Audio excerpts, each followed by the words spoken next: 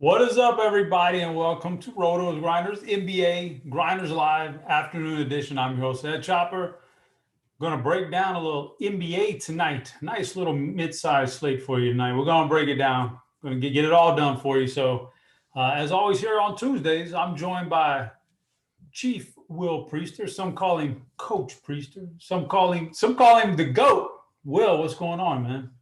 I'm doing good, man. It's always fun to hop on with you, Chop, and talk some NBA or any other sport, man. I think I tell this story at least once a year, but my first live show was with the GOAT, the original OG, Head Chopper, man, for baseball. That was my first live show. I'll never forget that. So Chop brought me in nicely, and we've been kicking it ever since, man. So definitely glad to come on yet again for our traditional Tuesday show now that they've got us split apart and talk some NBA.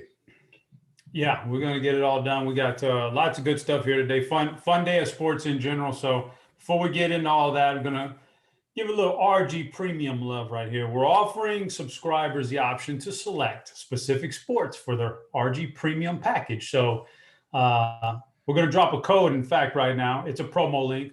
$10 off your first month, like for your combo package. You can combo up whatever sports you want outside of NASCAR. That's the only exception is NASCAR. But otherwise, premium pack, man. Combo up your sports, $10 off your first month. It's a heck of a service. Lots of sports going on. Lots of niche sports are upon us. It's weird. You got baseball and basketball, yeah.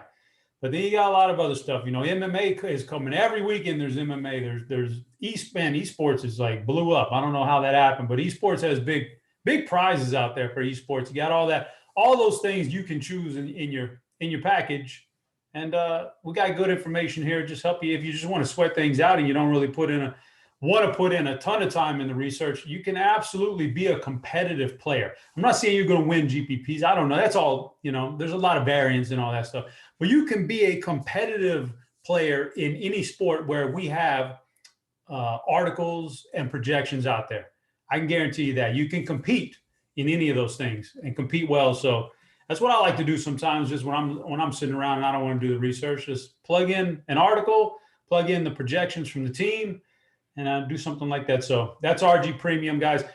Also, what we're going to do here today, we're going to have a little fun. We got a smaller slate. We've already got things well in hand for that. So I do need your questions, though, because the last 15 or so minutes of this show, I'm going to devote, me and Will, nothing but questions. Devin's going to keep track of them all. He's going to come on and he's going to fire off those questions. So get your questions in there. The last 15 minutes or so, we're going to answer them all. And we're going to talk about some NBA in a little bit. SBK is going to be on here in about 10 minutes or so, 10, 15 minutes. So fire up some questions for him. But I think the best thing we can do for you guys today and at this time of year right now is answer your questions. There's a lot of things to fight through. We'll never be able to get through it in a full show, and it'd just be kind of boring anyway. So fire up your questions. We'll keep track of them, and at the end of the show, we'll run through them all. Another little surprise for the people, Will. Before SBK comes on, we got about 10 minutes here. What do you say? I was able to scoop up a Top Shots pack the other day, right? I was able to scoop up a little Top Shot action. So what do you think about maybe perhaps we go in and we open a pack before SBK even gets here and see what's going on? What do you think about that idea? Man, let's do it, my brother. That's a fantastic idea. Top Shot has been rolling. I think you got your hands on one of the good ones, one of the goodies. I haven't been able to get my hands on one any of those times. So, man, what a blessing. This is going to be super fun, Chop. See you crack open that goodness. Yeah, so I tell you what I'm going to do here. Make it real interesting, Will. I'm going to make it real interesting for the people. If I open this up and I get something really good, I feel really good about it, I'm going to look at the other cards in there. I'm going to give a couple of these cards away. Moments, I should say moments. They're not cards, they're moments. I'm going to give a couple moments away to the people tuned in right now who are watching this show. If I can get something good, if we get some good love here out of this pack, I'm going to give some moments away. I'm just going to give them away to this chat. So let's just crack this open. Let's all, sweat this out a little bit and see what happens, because we could all get rewarded here if it's a good one. I got to remember the volume, man. That got me last time. I got to put it on mute, but Let's open this pack up and see what happens here. All right. Taking me to the page. I got to click to reveal. Oh, I got 6 of them. Oh, I thought it was a 3. I thought it was a little 3-pack. Oh. I got a little 6-pack action here. All right, let's see what we got here. Let's crank up the first one. Indiana Pacers. All right, an assist. Oh, you got a Brogdon. Got a number 59. Is that number 59? Oh, that's nice. That's your premium. That's your premium one. That's not bad. Number to 499. Number 59. Little Malcolm Brogdon. He's on fire right now. I don't mind that metallic gold limited edition. I like that. I like that a lot. That was a little CP3 type assist too. That's like a CP3 specialty. Draw him in and then all the way up. Little simple bounce pass. CP3, man. I like that. I like that. All right, that was going in my personal collection. Let's go for the next one now.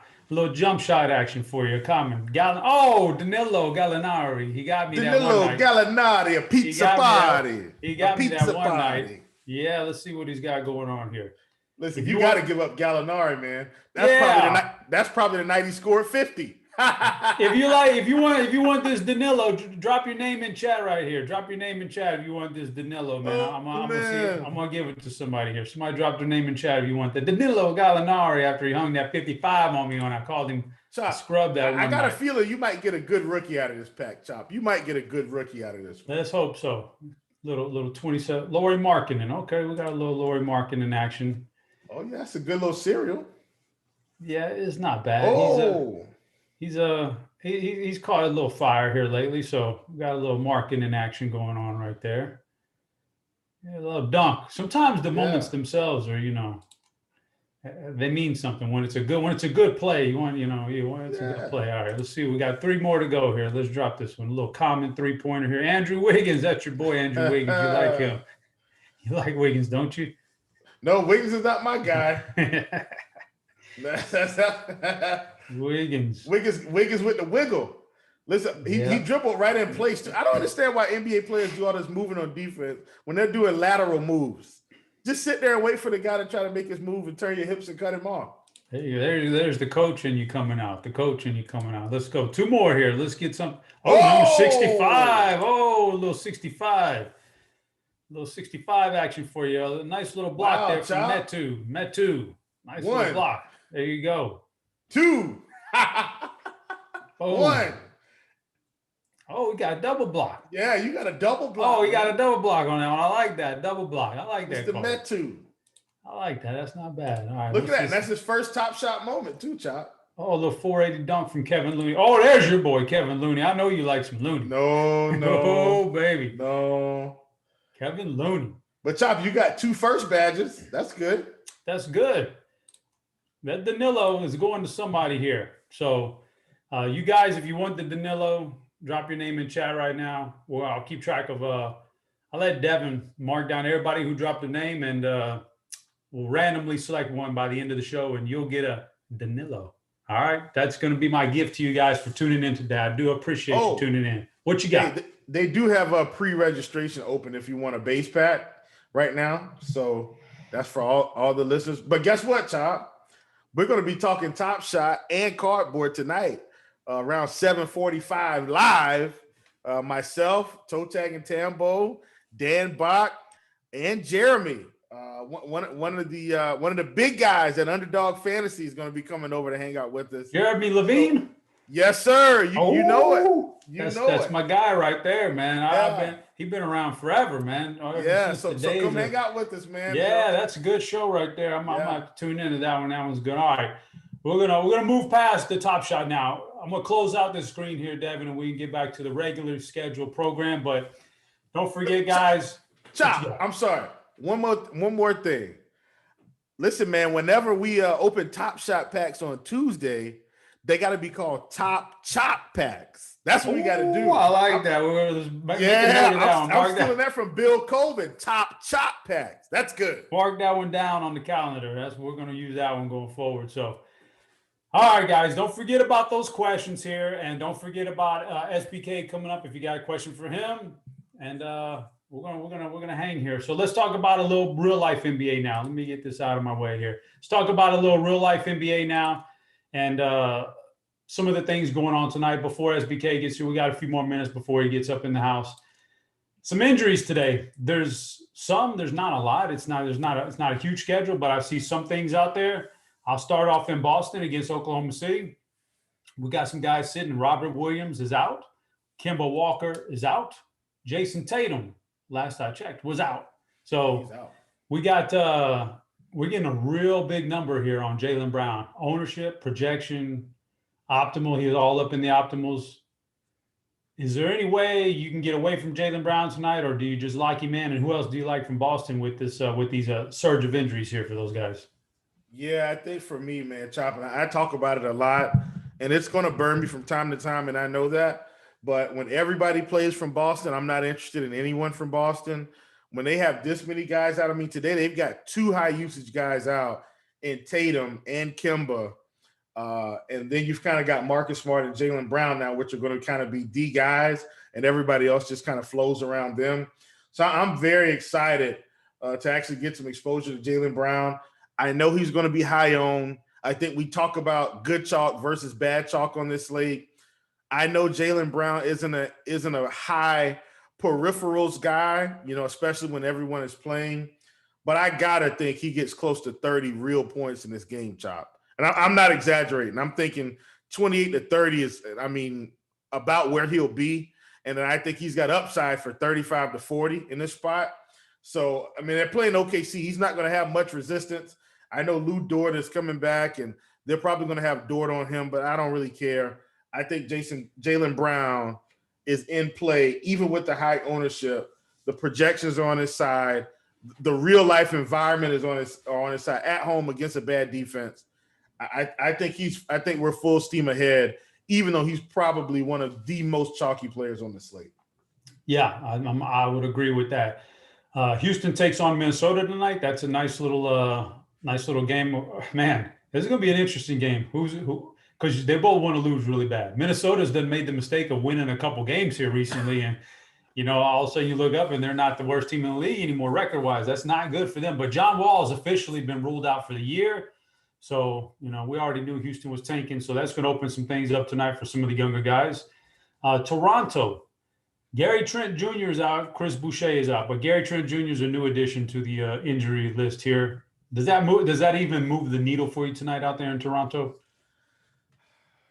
I mean, not as much, just because I feel like with Toronto, they do have their starters playing some minutes, but I don't feel like they're necessities. Like, for instance, and I know we kind of try to split DraftKings and FanDuel, and you guys know, along with Chop, I mostly play FanDuel, but I do, play some DK as well.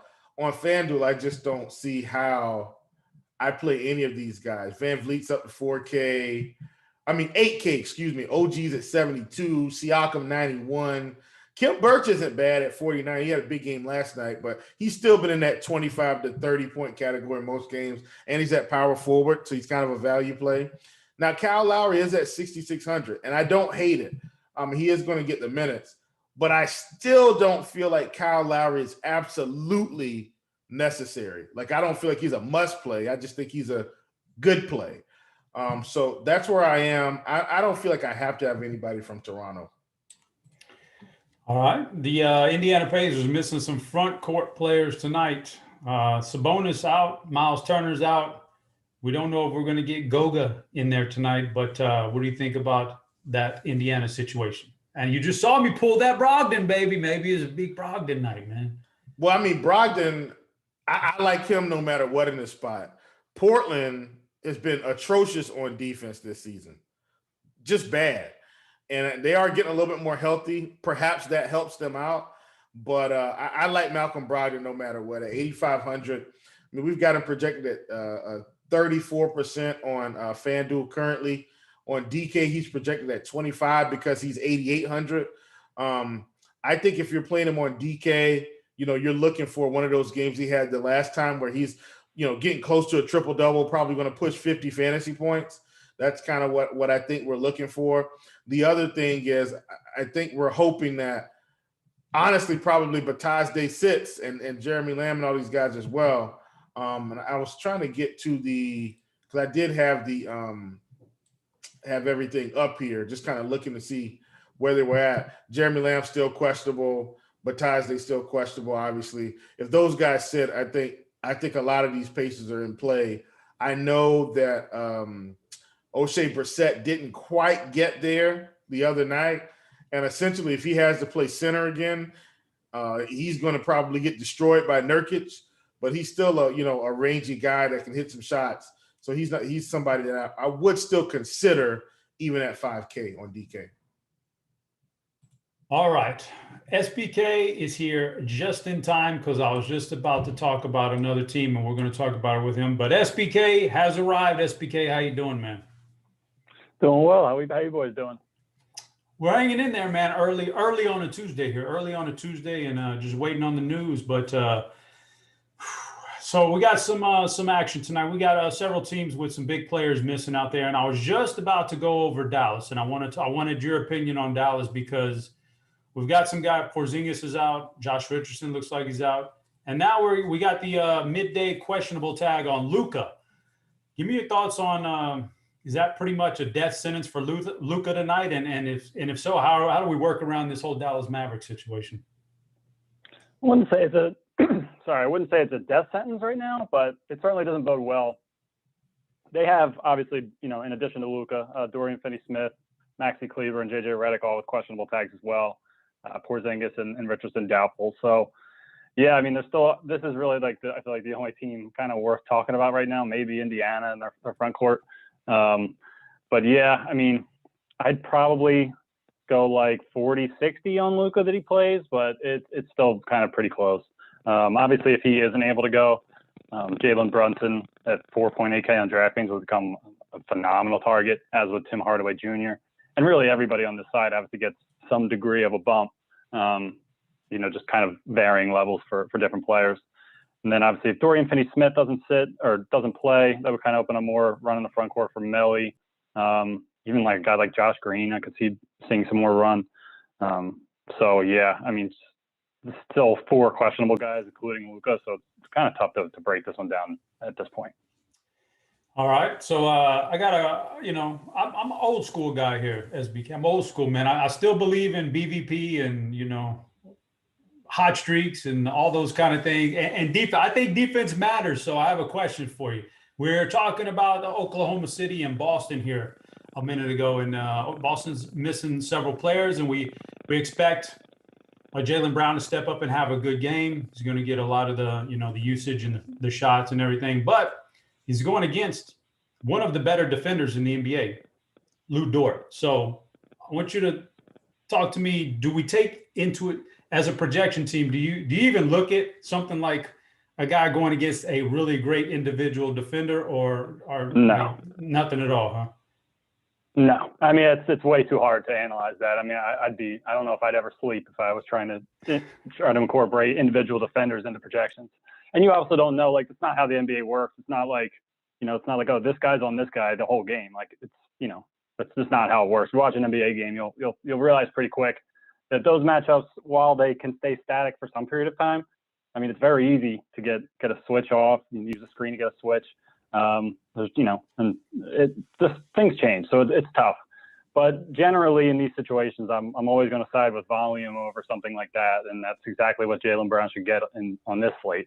I'm projected for 47 fantasy points, no Tatum, no Walker. There's going to be tons of shots to go around. I mean, he's already very involved offensively with those two guys on the court. So, and just in terms of volume, I think he's a phenomenal target. Also a big fan of Marcus Smart. And I am on the OKC side. I am on OKC plus 11.5 in this one. So I do think it stays competitive. I don't think there's like a huge blowout risk really, which the line, I guess, may suggest, but I don't really see this one like getting out of hand late to where Brown and Smart are playing in the fourth quarter. Cool. Chief, you have anything for SBK? My man, SBK, well, let me ask you this. And this is just outside of projections. How do you feel about this Milwaukee-Charlotte game tonight overall? I mean, we've got Milwaukee -9. And what's your lean on this game overall? It's interesting you bring that up. So when I was doing initial projections last night, one of the first things I do, obviously, before I start projecting a game is put the Vegas info in there. And I put that in at Charlotte. I saw it was Charlotte +9. I saw I don't know the total was at that point. But I saw that and I was like, oh, there's got to be somebody. I was like, I assume there's somebody missing on the Milwaukee side. And then I looked and they had a clean injury report. So I was like, that's a little odd. And I think it was at 9 last night as well. So that line's kind of stayed stagnant. I think, gun to my head, I'm on that Milwaukee side. Charlotte's still, pretty beat up. I mean, they're relatively healthy, I guess, right now, but still a very uncertain center situation. I think they'll really struggle on the glass in a matchup like this. So, yeah, I kind of do like that Milwaukee side, and it was a thought I had last night as well. All right, man, good deal. Well, we appreciate you coming by, man. News is kind of slow right now, so there's not a big pressing need to keep you here any further, but we always enjoy your time here, man. All right, boys. Good luck tonight. Talk to you guys tomorrow. Sir. You too. How was SBK with the projections team coming in to break a few things down for us and get us going now? He brings up a good point. Every time we ask a question that's really that interests you and you get an answer you don't want, and you got to kind of reassess, man. When he tells me they don't even worry about individual defenders, I gotta like step back and say, you know what, maybe I am valuing it a little bit too much, because I do that sometimes. I do overvalue things too much. Like he's right though, sometimes it just doesn't matter. But but everybody plays different, so that's good. So fire up those questions, guys. We're going to talk through a few players now, and then roughly 10, 15 minutes, we'll start taking some questions and answering every single question you got. So anything you want to know about from this slate or in general, or anything you want to talk about, fire it up in chat. We're going to talk about it here in a few minutes. I say we walk through some players now. We talked through the major injuries we got going on tonight. Well, let's walk through some players here. So start me off with generally speaking, we talked about injuries. Some guys we can start our builds around value-wise. Is there anybody jumping out value-wise that you say, all right, that's got to be like the first guy in my lineup, or anything like that happening tonight for you? I mean, it doesn't even have to be value. Like just a guy, for me, I'm not going to fight, like you said, I'm not going to fight that urge to try to be too different. Jaylen Brown, he's the first guy in my lineup, whatever you want to say. So it doesn't even have to be value. What do you think about that? And is it like what's your first couple guys in your lineup tonight that you say that's just too much, I can't pass up on that? Well, let me say this, and this is exclusively on FanDuel Chop, just because I think it's incredibly important there. In my head, I don't see how we get away from Kevin Porter Jr. at 5,600 against Minnesota. I like it. I mean, we've been playing him. We've been paying $6K, 6,500, 6,800. He's coming off of being out from I think it was a concussion. It might have been COVID protocols. Don't hold that against me. But I think at 5,600 on FanDuel, for me, I think that is value in my book. And he's 5,600, not quite in that 4K range, but I think that's the direction you need to go in. For one of those spots. And of course, Jaylen Brown. I think that's the combo on FanDuel you want. Yeah, he's 6,500 on DraftKings. It's a little bit more, but that's about middle of the pack. That's like that's about the average cost of a player over there. If you were to fill them out with all the same guy, it'd be about. So yeah, I like that, man. That's Minnesota. That's a good matchup. John Wall's out. It's kind of like, all right, let the young guys roam free tonight, man. It's time for the rest of the year. Let them go. And, if they start winning too many quarters here, and then we'll just pull them all out in the fourth quarter anyway. So that's just now, Chop, I got one more for you on both sides. Both sides. Tim Hardaway Jr. took 20 shots last night. 20. Already know Porzingis isn't playing. We're pretty confident that Richardson isn't going to play. 20 shots, Chop. I think that's big time. So the thing about Tim Hardaway is we always try to make him a thing when somebody smaller is out, somebody meaningless is out, and we think he's going to open up minutes for him, and it never pans out. He seems to always do real well, though, when it's Porzingis that's out. Like he thrives when there's no Porzingis in there. He'd almost rather have Luka in there but with no Porzingis, than to be the sole guy there and have to do everything himself. So I can get down with that. I can get by on that. Another value guy. Maybe we didn't talk about it as much, just a little bit though. SBK hit on him. We're all going to go to Jaylen Brown, but what about Marcus Smart? We got a lot of guys out here for Boston. It's not just, this is the NBA, man. It's not just the one guy who can do it to you. It's a combination of several guys. And Marcus Smart seems like he's going to be the number 2 guy in line tonight in this offense. Yeah. And that's really, all you can ask for a guy at that cheap. What do you think about Marcus Smart? Well, here's how I feel about Marcus Smart. Marcus Smart has cost me a little bit of money. And I'm just being honest with you. I'm going to shoot you straight. No real analysis here, Chop. I played Marcus Smart 2 times in the same situation. He's put up about 30 fantasy points. Hasn't helped me at all. And tonight, I already know how this works. The minute I hit the X button, he's dropping 50. The minute I do it. So I'm just going to keep Marcus Smart in my single entry build. I'm going to play him and Jaylen Brown and let the chips fall where they may. No way I'm fading Marcus Smart after I've played him twice, and he's in the same scenario, still going to have the usage bump, and then I just hop off the train against OKC. Yeah, these guys are going to be high owned. I do have some spots where I'm going to get a little different, right? Like I am going to get different in some spots to negate some of these high ownership plays that I have, but I'm playing Marcus Smart tonight, period. Fair enough. I like that. Now, I want to talk about a particular game here that I think we can maybe – there just seems to be like – I didn't – today's Tuesday. I don't do the expert survey, but we got one question on there. What team do you want the most players from tonight? If I did do it, I think I'd say Houston tonight. I think my choice would have been Houston. Just, I've just got a lot of guys highlighted on Houston. I'm not even saying they're all going to get there. I'm not – but there's just a lot of them in good spots. We talked about Kevin Porter Jr., Christian Wood is a star, man. He's a stud. So we got him tonight. No John Wall. That's going to help him. But also, you save a little salary. Kelly Olynyk been very, very good. Jay Sean Tate been pretty damn consistent this year for the Rockets I guess he's a rookie, but he's putting up some pretty good numbers. And it's a good game environment. And on Minnesota, you're going to run it back with we all know about Cat. D'Angelo Russell seems to have found his footing here lately. He's had about 4 monster games in a row. It's not a fluke, and now you get Houston. So this game in general seems pretty good. Do you like it as much as me? Is it your favorite game on the board? If not, what is your favorite game? Yeah, I for sure like it. I like the D'Angelo Russell call. I've been on D'Angelo Russell since a week or 2 ago, Chop. I'm not sure if we did the show. I can't remember if we talked about it. It may have been a podcast, can't remember. But I talked about the fact that the coach said, hey, his minutes are going up.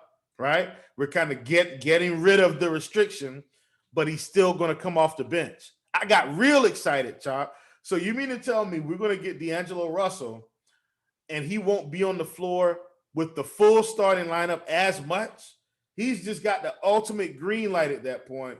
I got really excited. And D'Angelo Russell, if you've played him at this low 6K range, you've been rewarded with beautiful fantasy performances. And I'm with you, man. Like, so for instance, I'm going to use this as a FanDuel play. He's on play on both sides. So don't get it twisted. He's for sure in play on DK, like for sure. But what I want to say is this. If I was going to take the Marcus Smart fade tonight, I would absolutely be fading him for D'Angelo Russell. Absolutely. I'm going to see if there's a way, and I gotta hopefully this Dallas news can kind of settle in. But I'm still not afraid to play Smart and Russell together, because I think that's going to be a slightly contrarian combination on FanDuel, where we've got Smart projected around 40-ish%. Tim Hardaway projected around 40-ish%. If I just play Smart and Russell together, maybe I'm hoping Tim Hardaway has a 25-point game, which is still good for his price, still great, but I'm hoping D'Angelo maybe hits a 40-point game. And now I've got a whole lot of leverage at that position. Yeah, D'Angelo Russell criminally underpriced on DraftKings, where he's cheaper than Marcus Smart, cheaper than Kevin Porter Jr. and all the guys we've talked about already. So he's only 6,300. Haven't seen the ownership numbers just yet, but I got a feeling he will be high on. If not, we're getting a steal right there, man, because that's a good one. So let's talk about we've got some value guys in there that we've talked about. So just one guy real quick, the cheapest guy on the board that I see that may offer you a little bit of upside and everything, if he plays, is Goga from Indiana with all those. We don't even know if he's playing. I think he's still questionable right now. Game time decision. Yeah. He's 4K on DraftKings. He's cheap on FanDuel. Is he a lock and load if we get the report that says he's in tonight? No, not at all. Oh, I wouldn't play Goga at all. I really? just go up. I just go up. Well, okay, I'll tell you back. DraftKings at 4K. Excuse me. Definitely in consideration. On FanDuel, full fade. I always talk about good chalk, bad chalk. I mean, that's a fade if I ever seen one. 5,100. Just go up and play Kelly Olynyk in 6K. There you go. Like just find the $900 if you want to spend down. You know, I'd even be willing to say at that point, just go down to Tristan Thompson at 4,400 against OKC if we really need the savings. That would kind of be, you know, my take on it. Full disclosure, I do think Karl Anthony Towns is like the best center player on the slate today. Just straight up. I do think he is the best play. But if you got to spend down Olynyk or Tristan Thompson on FanDuel and then on DK, I'm in the same boat, Chop. Like, in fact, on DK, I might even be willing to try to get a little Antetokounmpo at center. Oh, okay. And play it that way against Charlotte. I'm expecting him to have a big game tonight. Big game. We have had trouble stopping bona fide superstars, Chop, for about as long as I can remember. I have flashbacks of LeBron and D Wade and all these guys just continuing to destroy us. And I don't think it's changed. So I would be willing to sneak in a little Antetokounmpo at center, and that'll give you a completely different build.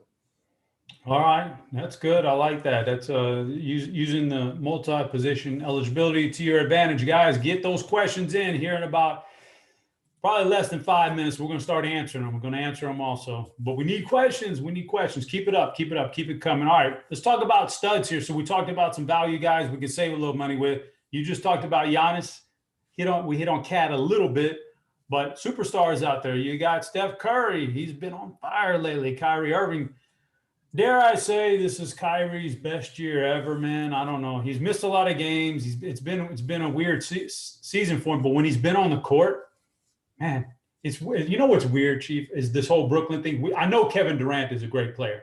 Never doubted him in the team concept, right? Always knew he could contribute to a title, but I always looked at Harden, always looked at Irving and said, boy, they're just not championship guys. I know Kyrie won one, but he had the greatest of all time on his team and all that. These guys legit look like they're taking on more of a team effort here, right? They're not individuals anymore. They really look like they're a team. So what do you think about Kyrie tonight, fantasy-wise? Steph Curry, any of these other studs do anything for you to spend our money on? Okay, I'm glad you mentioned that, Chop. I don't mind Kyrie. I don't think he's a must-play. Don't think he's a must-play, but I don't mind it. Don't hate Steph Curry. I don't think he's a must-play. Don't hate Steph. Here's a guy, Chop.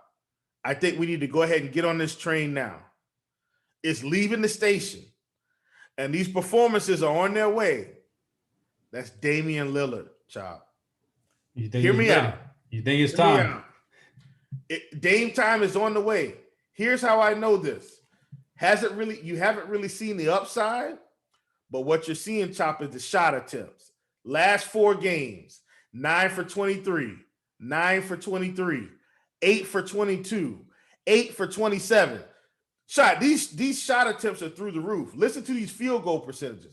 39%, 39%, 36 and 29% the last 4 games.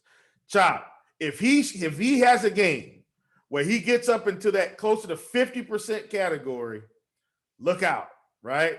Imagine if he shoots 12 for 27, 14 for 20. He's going to have a game where he's not going to miss. The basket's going to be too big for him.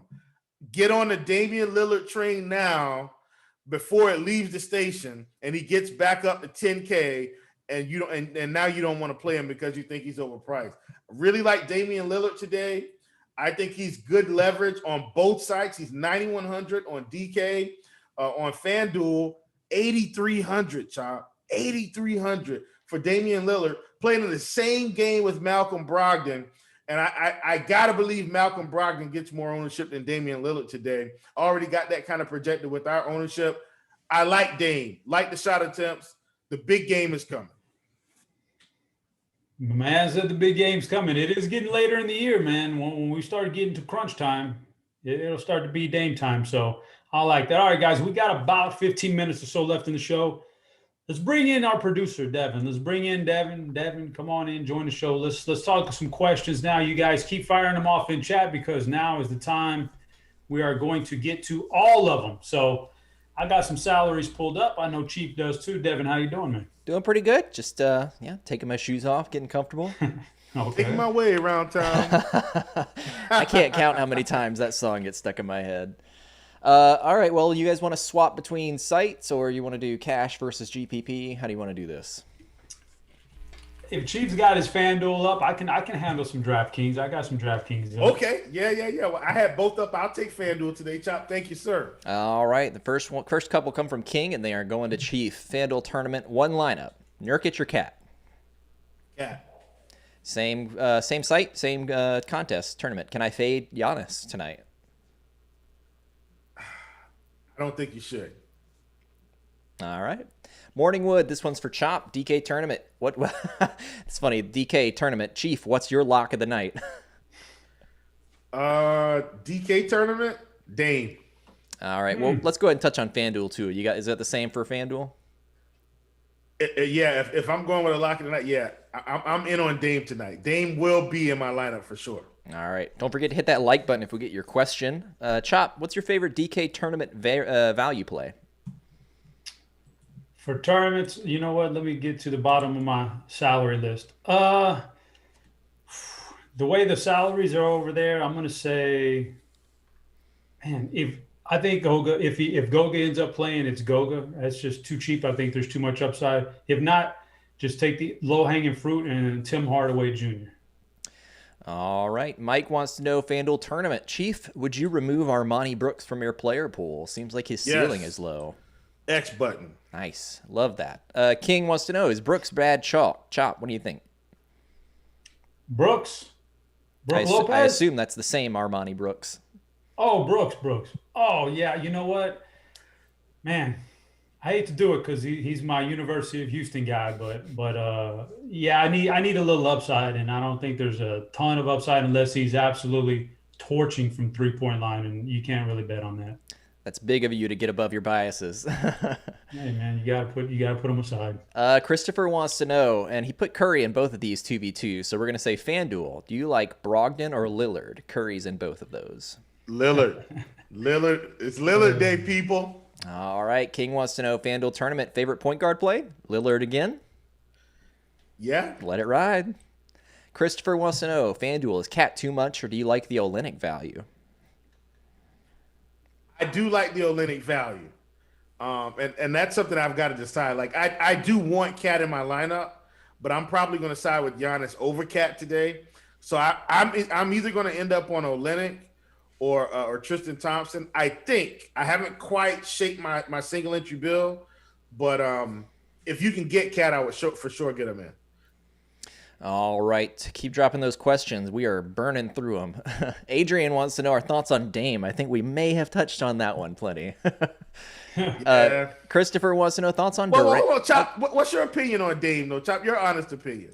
My honest opinion is I need to see it. I need to see it once or twice before I can really buy into it. But that's how you win GPPs is, you play him before the crowd gets to him, before he starts in. Maybe you have to eat a few games where he doesn't do so well. But like in the big GPPs, I'll play him.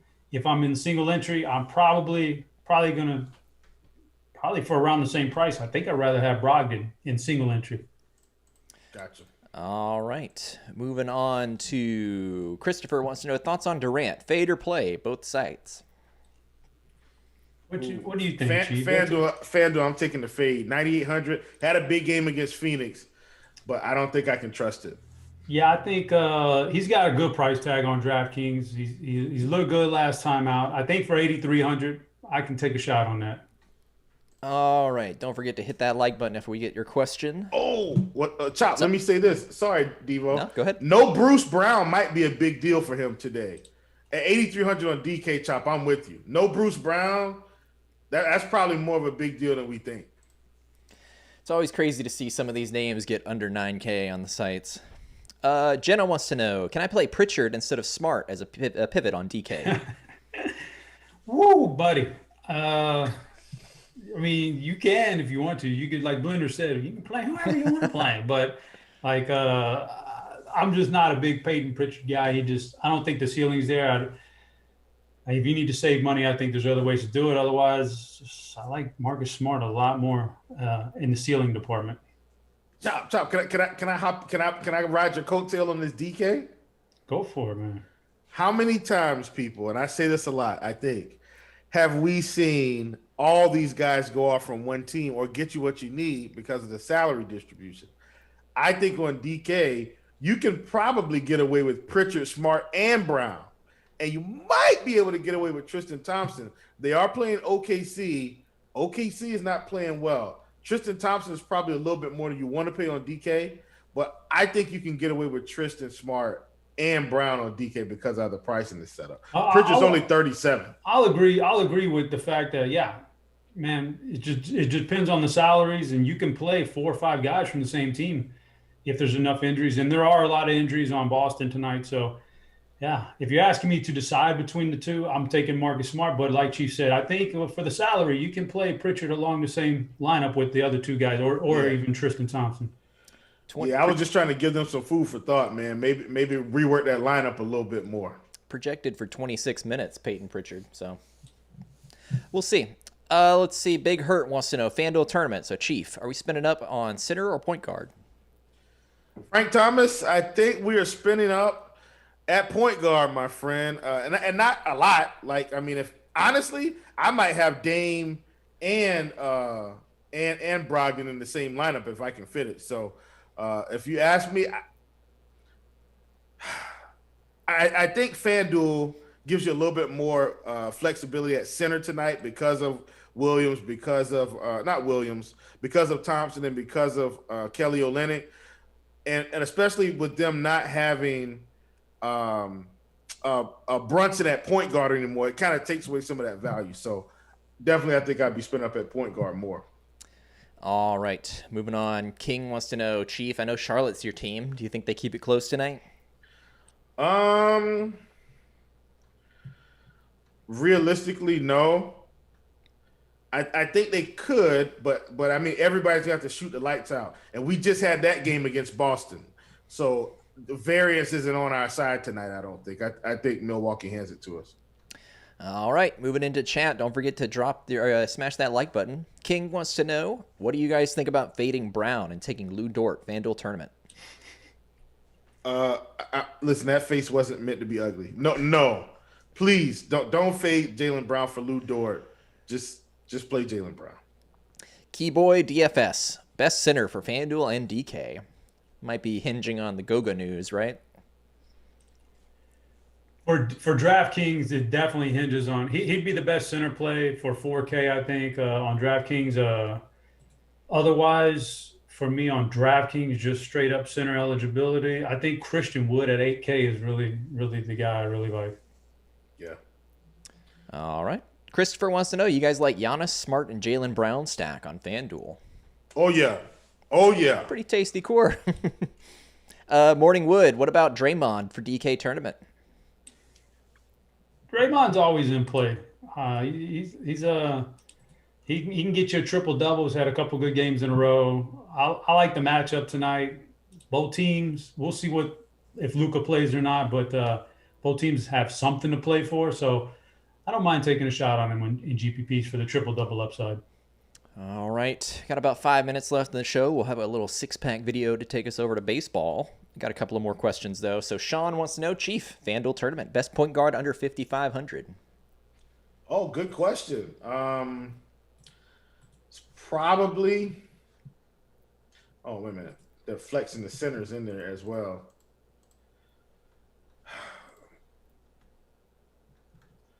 It's probably going to be Peyton Pritchard because I know his minutes are going to be stable tonight. If I had to take a flyer, it would be Jordan Poole. If I had to take a flyer number 2, it'd be TJ McConnell or Edmund Sumner. Like that's kind of the group. Nice. All right, moving on. King Moses wants to know, FanDuel tournament, is Rubio viable? We touched on D'Angelo Russell. What about Rubio? No, not anymore. His minutes are down like to 20 minutes now with D'Angelo really picking up playing time. I don't think we can do it. All right, moving on. Derek wants to know, FanDuel tournament, best game stack for point guards. Dame and Malcolm or Curry and Luka if he plays? Dame and Malcolm. All right, don't forget to hit that like button. Adrian asks, what teams on the slate do you think are playing to win tonight? Well, I mean, playing to win is a weird thing this year, because even if you look at the standings and you think this team needs to win, and they're still resting guys, it's really weird. But theoretically, Boston's playing to win, but they're playing a team that's tanking. Milwaukee and Charlotte should both be playing to win in that game. Portland, Indiana, yeah, they're playing to win. Brooklyn still needs seeding, but they're playing a team that's completely out of it. I think that last game on the night, Dallas, Golden State, both teams are in the playoff chase. They both got superstar players. I think that probably the best, and they're both semi-competitive. So I think that's probably the best game on the board with teams that are both trying to win. Do either of you know the standings off the top of your head? I always know the standings. Come on, Devin. I follow the standings. Where's Portland at? They're Portland's in 7, 32 and 28. Trying to get out of that play-in spot, right? Right.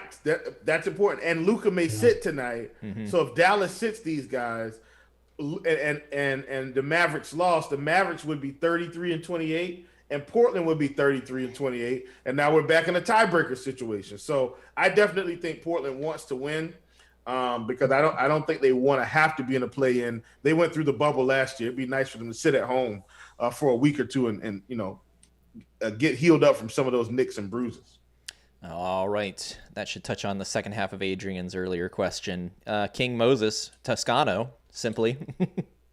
Any Juan Toscano? Listen, I will say this: deep GPP on FanDuel, I don't hate it. Like, he's in the low 4K range.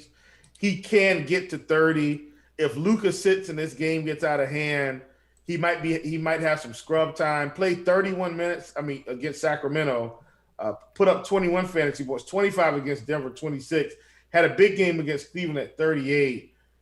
If it gets into a garbage time situation and he's getting run, I don't hate it, but it's deep tournament. Nothing outside of that. That could help you get that Brogdon Curry lineup, or was it Brogdon Lillard on FanDuel that you liked? Yeah. All right, moving on. Christopher wants to know, do you guys like Birch as a value play tonight? Both sites. Any Birch? He's not a guy that was in my player pool, so I thought there was better options. So no for me, but maybe Chief is different. Yeah, at 49, I don't hate it. They're playing Brooklyn. He is playing center. He's playing about 30 minutes. Like, if you're going to play him, this might be the spot to get it. What's his price on DK, child? He's 49 on FanDuel. Birchman on DK. Let me type his name in here. It's like 4,700. Okay.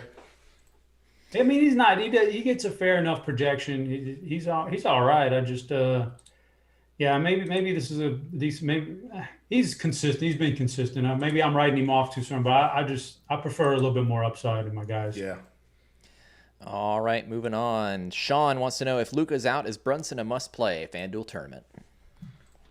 Man, it's so tough because Brunson is that shooting guard, and so is Tim Hardaway, and you got Marcus Smart, and you got D'Angelo Russell. It's tough. At 5,200 though, if he's out, he's probably going to play 35 minutes. I bumped it. That gives him a projection of 32.79, and that's even going to change a little bit because we're going to account for the fact that Luka's out. He'd probably be pushing, in my estimation, chopping, we'll see if I'm right at the end of the day. He'll probably be projected for around 36 to 38 fantasy points, and at that point, you may have to play him. So, my bad. Wrong projection. I put it on Evan Fournier. But it's still about the same. Yeah. So I think if he's out, yeah, he's probably in play. He's 5K. All right. Well, we're up at the end of the show here, and Chop, we got to get a name for your Danilo Gallinari.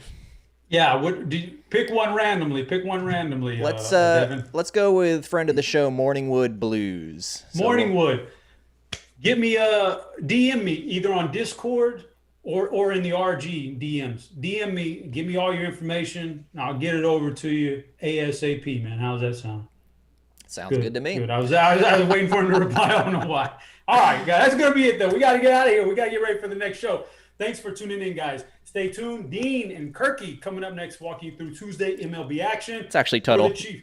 Dean and Tuttle. Oh, Kirky bailed. Yeah. Oh, Kirky always bailing on me, man. I hate that. For the Chief, Will Priester, for Devin, the producer, asking all the questions. I was your host, David Kaplan, a.k.a. Head Chopper. Good luck in those GPP, guys. We'll be back next time. But for now, we are out of here.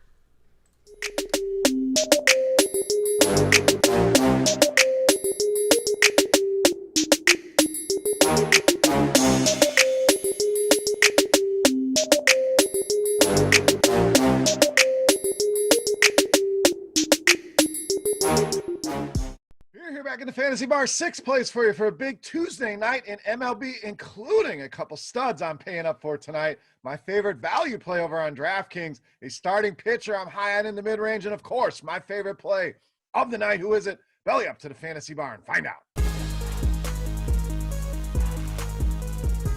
Welcome in, guys. Tuesday edition Beers Daily Fantasy Six-Pack. Good to be back here in the Fantasy Bar, breaking down tonight's MLB slate. A lot of games on the board, but I've narrowed it down to 5 of my favorite hitters and 1 of my favorite pitcher. Thank you, as always, for stopping by and checking out the video. Now, little housekeeping. First thing, guys, you know the drill. That thumbs up button, very important, helps us out big time here in the Fantasy Bar. So if you like the videos, you like hanging out here, you like the information, do me a favor. Click that thumbs up button. Takes a second. I really appreciate it. Also, make sure you subscribe to the channel. Get notified when these videos are coming out. Going to be doing them all different days of the week. So don't want you to miss out. Make sure you subscribe to the channel. And lastly, for my sports bettors out there, if you haven't checked out our link, scoresandodds.com/beer. Got some special pricing over there for you. Tons and tons of sports betting information for baseball, basketball, golf. Tons and tons of stuff there that you're going to want to check out. So go take advantage now. Click the link right below the video, scoresandodds.com/beer. All right, let's get into the plays here for Tuesday night. Again, we got a lot of games on the docket. Let's minimize that. Let's get you my favorite plays for the night. Let's start with a spend up on the infield at shortstop, Fernando Tatis Jr. of the Padres. Now, I'm sure a lot of you, if you didn't watch the series with the Dodgers, that game on Sunday night, you saw a story on it, was absolutely insane. And a big reason was Fernando Tatis just going nuclear in that series. 5 home runs over the last 3 games. So absolutely locked in right now. We know this guy's put up big numbers against righties. So righty on righty. So we know they go to a lefty, no problem. He's going to hit them well. But one of the better righty on righty hitters we have in this game. Big 347 ISO, WOBA over 400, and a ton of hard contact. Really jumped off the page at 57% against right-handed pitching. Now, Merrill Kelly gives up a lot of hard contact, so it's a great mix here for Tatis, a great matchup here. We're talking about a 50% hard contact rate allowed by Kelly. Not to mention that, a WOBA over 350, and ISO over 250. Love this matchup here. So big price on DraftKings at 5,400. We'll find you some value. Spend that money on Tatis Jr. tonight to lead us off. So speaking of value, my favorite value play on the board is on the other side of that game in the outfield with Cole Calhoun of Arizona. Now, just 2,800 here on both sides, so that really stands out on DraftKings. In fact, my favorite value play on the board tonight. So you get a little correlation play with Fernando Tatis, but you also get a guy that hits righties very well. You see that ISO at 267, the WOBA sitting over 350 against righties, and we all love us some Chris Paddock. I'm a big fan, no doubt. But when you look at the numbers against lefties, 379 WOBA allowed over the last couple seasons gives up power as well, 240 ISO and some hard contact at 40%. But what really jumped off the page was the strikeouts against lefties, sitting at just 17.7%. When you look at his numbers against righties, that number jumps all the way up to 28%. So a big discrepancy there in the strikeouts, which was kind of surprising, but something we can take advantage of here. Arizona, not a ton of power in that lineup, but Cole Calhoun has shown, put some big games on the board, and just way too cheap tonight at just 2,800. All right, let's go back to the infield here. Next play for us at first base with Yuli Gurriel of the Astros. So really playing well right now. They're not as hot as Tatis, no doubt, but 3 multi-hit games now over the last 4 here for Gurriel. Solid numbers against lefties as you'd expect. Woba over 350, ISO approaching 250 here. And Gonzalez, we always look for these pitchers that give up a lot of fly balls and a lot of hard contact because that leads to home runs. That's what we want in our lineups here. Well, Gonzalez fits that bill to a T. You see the numbers, fly balls at 43%, hard contact rate approaching 49%, and ISO over 200, which again is a measure of power. So a lot of reasons we like Gurriel here in this matchup, but mainly Gonzalez's inability to keep the ball on the ground, keep the ball in the ballpark. And that's dangerous against this Houston team, especially Gurriel at just 3,200 on FanDuel. Really stood out. Great price there, and don't be afraid to pay that number on DraftKings as well. All right, let's keep rolling right along. Now, we're going to go with another first baseman here, but we can get creative. FanDuel, we can use one of these guys in our utility spot. He can also play outfield on DraftKings. We're talking Jared Walsh of the Angels. So normally I like to spread out the positions a little bit, but I like both of these guys, and we can fit them both on both sides. So we're going to go ahead and roll it out here with Jared Walsh and double up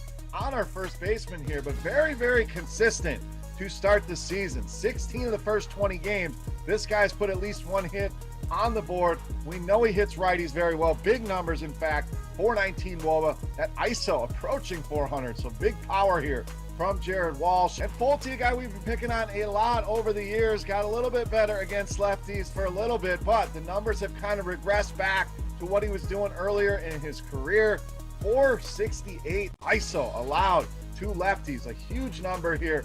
434, that WOBA. And another guy who gives up a ton of fly balls to lefties and a lot of hard contact. In fact, even higher than what we talked about with Gonzalez. We're talking a 56% fly ball rate for Fulte and a 49% hard contact rate. So the home runs are going to come here. Walsh has shown he can pound right-handed pitching. Let's take advantage here. Double up those first basemen and get Jared Walsh in those lineups. All right, let's get you a starting pitcher here next. We're going to go to Atlanta. We're going to roll with Ian Anderson against the Cubs. So when we pick our pitchers here in the 6-pack, I try to find you a guy I think has a lot of upside. In fact, the upside to compete with the guys that are going to be the big spend-ups on the slate. And I think Anderson has exactly that. We're talking 6 or more strikeouts in 3 of his first 4 starts this season. A guy that really has done an amazing job of limiting hard contact. We keep picking on these pitchers with our power bats that give up the fly balls, the hard contact. Well, Anderson has kept those go right around 30% against both righties and lefties. What you normally see a lot of pitchers, they can hold down one side or the other with the hard contact. He's done it both, and that's important against the Chicago lineup. You have big boppers on both sides of the plate, guys like Chris Bryant from the right side, Anthony Rizzo, Ian Happ from the left side of the plate. So if you can limit that hard contact, keep the ball in the ballpark, that is a big bonus. We talked about the strikeouts with Ian Anderson. Chicago is going to help out in that department as well. Bottom 5 in all of baseball. Strikeout rate over 27% against righties. So a matchup I think is great here for Ian Anderson. A ton of strikeouts available on the board, and with his ability to limit that hard contact, just checks a lot of boxes, and that price, mid-8s, fantastic. It's going to allow us to spend up on some bats here. A lot of positives here with Ian Anderson, easily my favorite pitcher on the board tonight against the Chicago Cubs. All right, let's wrap this baby up. Let's take a look at my favorite play for Tuesday night. Before we do that, we want to continue our Beast of the Night contest. This is a thank you to you guys for hanging out and checking out the video. Very simple. All you have to do is get in the comment section right below the video and guess fantasy points for my highest scoring hitter. It can be any of the guys I've given you. All I need is their fantasy output on FanDuel tonight. The closest guess will win themselves either a free 3-day pass to Rotogrinders Premium, a chance to check everything out behind the scenes, or we'll send you a free Rotogrinders t-shirt. Let's wrap this baby up. Let's take a look at my favorite play for Tuesday night. You know him as the Beast of the Night.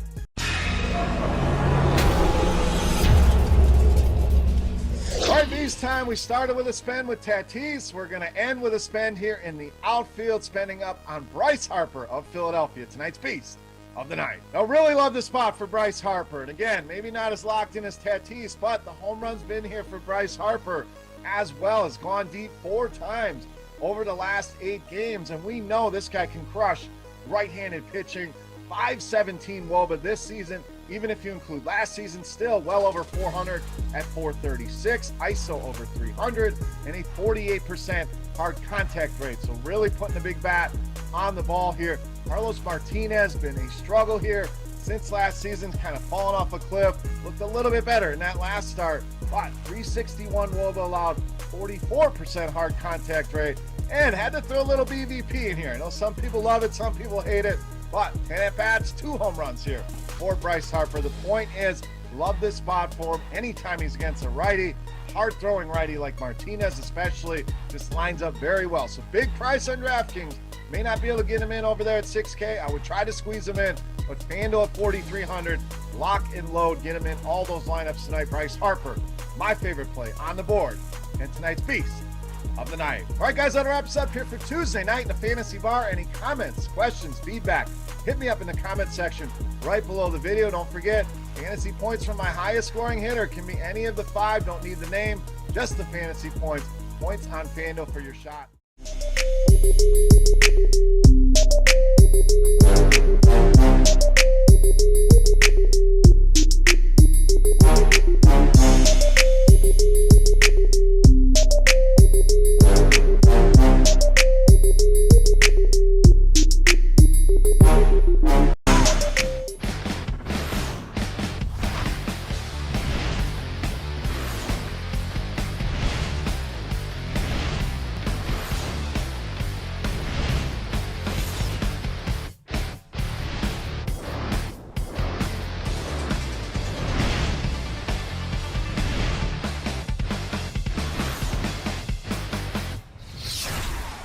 What is going on, Rotogrinders? Dean here. It's Dean 7904 if you want to get all technical on me. It is 5:17 on the East Coast, 2:17 West Coast, 4:17 Tennessee time.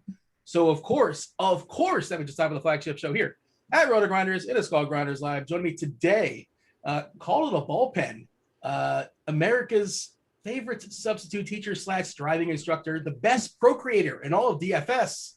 It's Mr. Tuttle. What's going on, dude? I'll take the best procreator line. I've never heard that one before, but I'll take it. Who's the competition? Who's the second best? I don't even know. See, there are people with more, but like everyone thinks I have like 10 kids for some reason because everybody blew it out of proportion. Because I had them when I was young. Yeah. And so everyone's like, "Oh, you have so many kids," and it's like 4. Yeah, it's a lot of kids, but it's really not that. We're talking baseball. Of course, if you guys are here, talk some basketball. Hit the rewind button. You had Chief Justice Will and Head Chopper. We're talking some basketball earlier as far as the slate. If you guys are pre-members, stick around. Of course, crunch time later today, following us behind the paywall, unfortunately. Hey, if you guys want to become pre-members, get yourself $10 off your first month. You can get it a la carte, just one sport, or you can get all the sports with the exception of NASCAR. Everything else good to go. But yeah, following us would be Meansy, talking some basketball, and I believe STL cards as you guys cover for baseball. And of course, Chief Meteorologist Kevin Roth, if any weather is out there lurking. Weather-wise, we were talking about it briefly during before the show. Nothing really too crazy, as far as rain, far as we can tell. Goofy things can happen, but as of right now, Tuttle, nothing is really popping. Pretty good weather in Baltimore, and we have the chalky Yankees, and that was our pre-show conversation and how we're going to handle that. 5.7 total, 13 game slate. The math says, the book says, like you're supposed to get underweight because baseball is goofy, weird things happen, wide variance. That is the nature of this slate. And it's also super easy. It's super, super easy to get big arms and Yankee bats. It's not hard to do at all.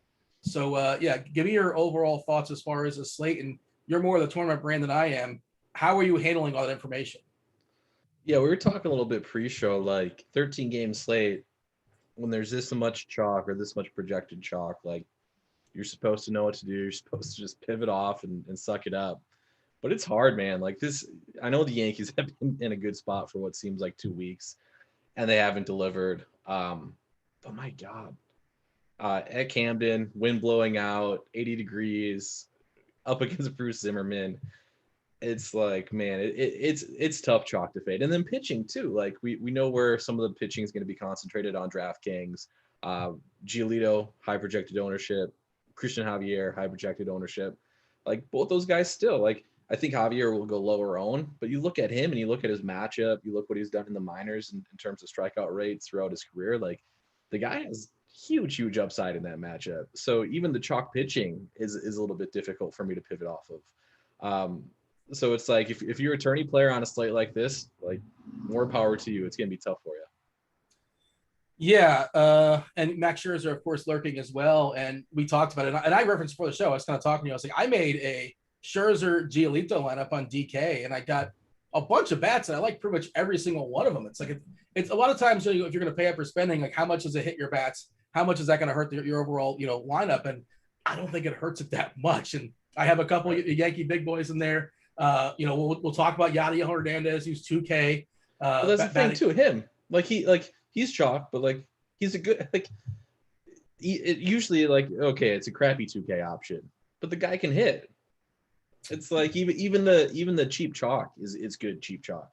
It's not even that he can hit; is he's also in Dunedin, the ballpark there in Toronto that plays really positive for home runs. So minor league ballpark there on the west coast of Florida, batting second, facing the combination of Trent Thornton, Tommy Malone, and the bullpen there for Toronto, locked in for 9 innings, assuming that Washington does fairly well. He's going to get those 5 ABs unless he gets the hook. I don't know if he's officially like DH tonight.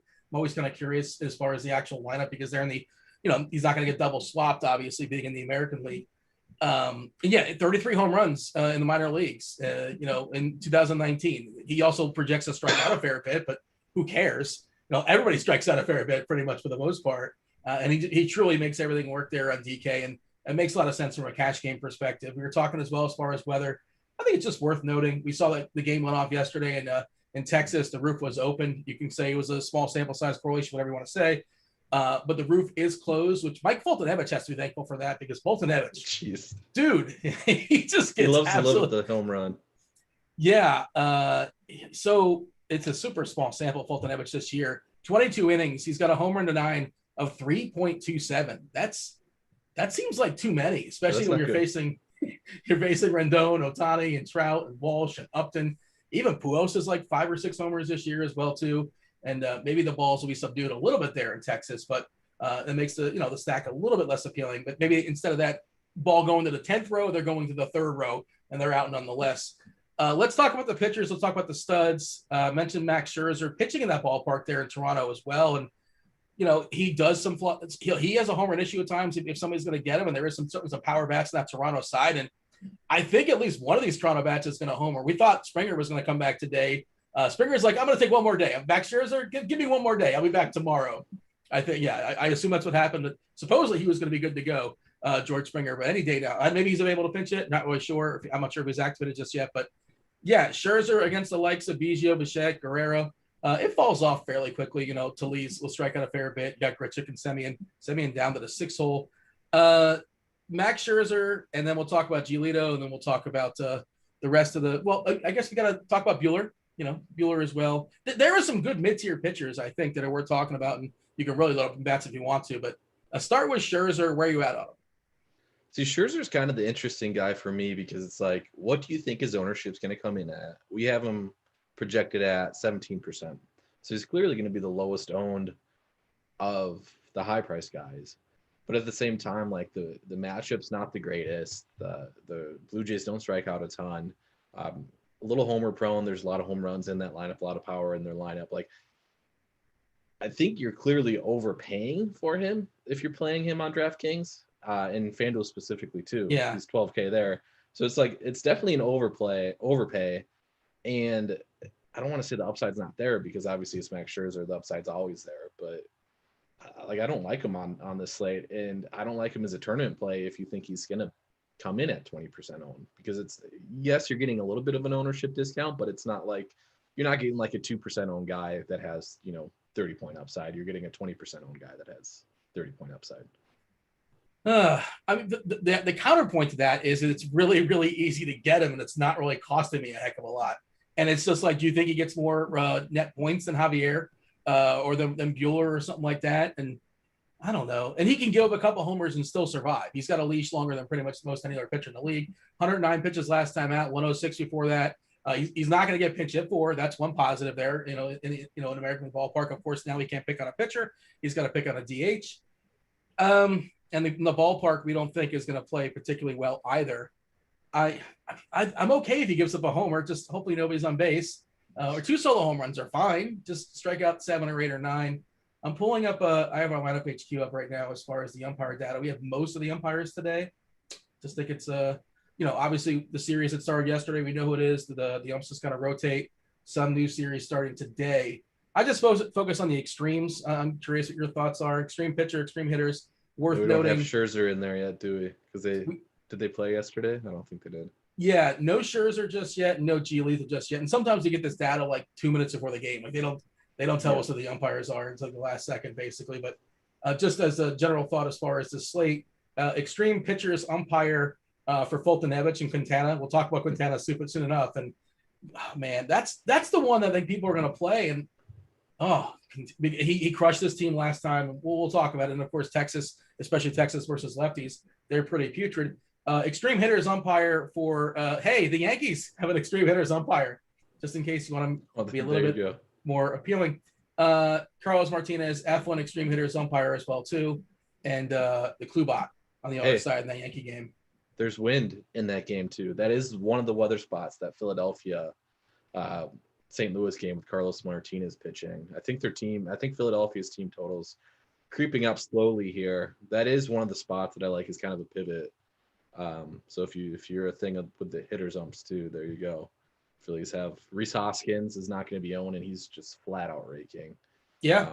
So that's a spot that I do kind of like as a pivot. But you said if you're a fan of umpire, do you care with the umpire stuff? I just basically look at it matters who it is throwing the baseball. So the guy that needs guy, if it's somebody that needs the corners, then I really care about it. I mean, if it's like Burns, I don't really care because that guy just doesn't walk anybody. Well, you're a Brewer fan, right? Are you excited about Burns? He didn't. I won 100% yesterday. It didn't pay off. Yeah. Well, I had a combination of Burns and Trevor on the other side and Disco as well. I just those 3 pitchers, but too much Burns. Basically, it was Burns or the other one.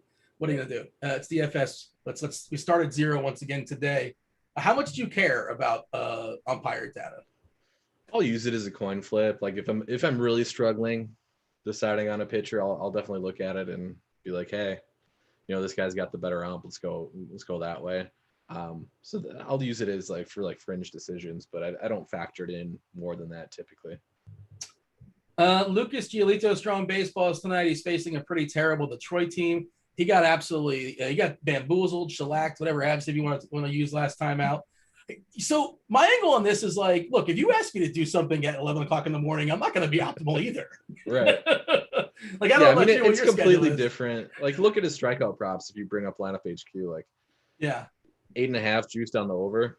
It's so so any reason you bring up to fade Giolito is just purely narrative based, right? He had a bad last outing, but his numbers were still fine in terms of hard hit balls, that sort of thing. That's narrative based. And the other thing is his start got pushed back a couple days because of a cut finger or something like that. So that's the other thing. You want to take a leap and say, hey, that finger actually might bother him tonight. Those are the 2 reasons to fade Giolito. But from a pure numbers perspective, you just jam him in. Yeah, what's the reason to play him? And also, there was people on Twitter that they were speculating that the signs are being stolen too. I mean, I can't say if that was true or not true or however, but there was, obviously he's got a deadly changeup. If you know when the changeup's coming, it's not as deadly. That's just how that goes. Maybe he was tipping stuff and maybe he's figured something out. I have no idea. And also the Detroit side, very little power. I mean, you pull up the plate IQ and. Baddoo has shown great power, but that's the 48 plate appearance sample. I'm not ready to crown him just yet. Good for him. But besides that, where is the power on this team as far as facing righties? Collectively, their ISO is 190. Again, that's kind of skewed by the Baddoo number of 478, which is completely absurd. That's not sustainable. There are strikeouts as well too. 26.2% collectively since 2019, striking out versus the average righty. And this is not the average righty. This is Giolito. And also him getting pummeled last time, it lowered his price. Like he shouldn't be this. And now cheap. he's extreme chalk. Yeah. He So went from chalk to extreme chalk because of what do we do with it? Are we price embracing the lowering. chalk? It's good chalk, isn't it? I think it is. I'm embracing it. I'm running one main GPP lineup in the big contest on DraftKings, and that is smaller field, so that plays into a little bit. But yes, I'm embracing the chalk there a little bit. You play in the 222? Is that what you're talking about? Yeah, the 550. There was a big 555. I think that got filled too. Playing okay. all that stuff. Bueller is in between. He's not this amazing K pitcher, but you can also make the argument for Bueller, by the way, if you want to, he's faced San Diego twice, Washington, and at Colorado, and he survived it. Like, he's been fine, just not like spectacular, right? So yeah. I understand he's not like an elite K guy. He's got a decent chance of the W. We don't need the W. We'll take those 4 points. I'll take them. Sure, why not? Thoughts as far as Bueller? Yeah, I think he's a fine pivot. But again, if you're doing it, it's strictly ownership purposes. It's strictly like he's not going to project as well. Could he outscore some of these chalkier pitchers on any given night? Yeah, like it's possible. Is he likely to? Not necessarily, but yeah, it'd just be a leverage play or an ownership play in tournaments, and I'm okay with it. He should be fairly. Well, we still haven't projected at 16% ownership. It'll be interesting to see where he comes in on that. I was going to say it should be fairly easy to go overweight on him, but I don't like that 16% ownership number that we're projecting on him. You mentioned Javier. You want to elaborate on that as far as Javier? Like the Ks have been up, and he's not walking anybody in a small sample. He's also a guy that probably isn't going to throw 100 pitches. We saw him get extended last time out. He can be inefficient at times. What was it, 98? 98. Yeah, I mean, he's just another guy that you look at. If you bring plate IQ up, like you look up the matchup, and Seattle's actually been kind of pesky this year, and as of late specifically against Boston. But like you bring up plate IQ, and you combine a lineup that has a 27.8% K rate against right-handed pitching over the last 2 seasons. You combine that with a guy who has shown extreme strikeout upside so far this season, and then also in the minors. Obviously, very very small MLB sample size. But some of these guys, you can tell just based on their minor league numbers, like if they're strikeout pitchers or not. You look at his minor league numbers; he's a strikeout pitcher. Like he has insane numbers in the minors. As far as strikeouts, I'm looking at the lineup HQ right now. As far as basically the Vegas line, and I'm trying to find, is there a quick way to get in the highest total? Bueller's got a 7.5 plus 105. Giolito 8.5. Frankie Montas, I think is worth talking about at 6.5. He got blown up as well too. That game against Minnesota. It was a good weather game for Oakland, for what it's worth. Like those don't happen very often, but it was a good weather game. And Nelly Cruz took him deep twice. Took like 3 minutes to get around the bases. He cannot move anymore. I don't know if you've seen Nelson Cruz. I actually haven't. He just can't. He cannot move. It doesn't matter. You can go as slow as you want when you're hitting the ball 500 feet. So talk about Montas, because I don't think you have to be that creative. I don't need Sanchez or Urania or Waka or Hauser or Castano. It's a 13-game slate, but I think my pool gets pretty tight. Montas is one of those guys I'm perfectly fine landing on. Nice ballpark to pitch in there against Tampa. He's also another guy that's had some tough matchups this year. Is Montas somebody that you're considering as far as even like a 3-entry max guy? Yeah, definitely. In that mid range, I think. We haven't talked about him yet, but I do think he would be a stronger option than Quintana, who you briefly mentioned. Like if you just look at the ownership and want to play the ownership game a little bit, like Montas isn't going to be extremely low owned, but he does give you a little bit of an ownership discount from Quintana, and they're pretty much in that same price range, $800 difference. Montas, like you said, has not been excellent this season, but the matchup is there, the park's there in terms of playing at the Trop. Strikeout should be there. I looked at his velo chart. Velo looks fine, and that's typically been a thing that's been him in the past. His lower velo, but velo looks fine. So I don't know. I think Montas is a good play for sure at 7,300. They also let him go a couple times. 100 pitches versus Detroit. He had a big game. At Houston, 100 pitches as well. We talked about getting pummeled versus Minnesota. He had the lead. They were trying to give him a W, get him through 5 innings, but it just was not happening. Minnesota was not cooperating. And the Dodgers beat him up. So that's okay. Like Minnesota and the Dodgers beat you up. That's not too crazy. And then he got Houston and he got Detroit. Tampa's been, it's a nice ballpark to pitch in, and that lineup's not terribly imposing either. And let's talk about Quintana, who last time out, did well against this Texas team. He's cheap. I just don't know how much I need him, especially if he's going to be popular. I don't know what does it get me? Like, what does that get me?